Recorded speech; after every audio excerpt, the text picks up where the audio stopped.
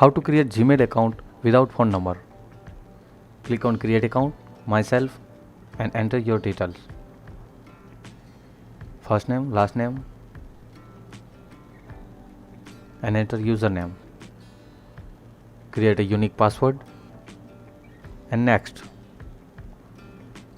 Now leave this phone number and enter your email address for alternative.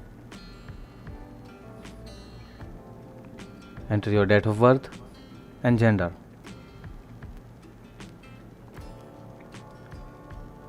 And click on next button. I agree.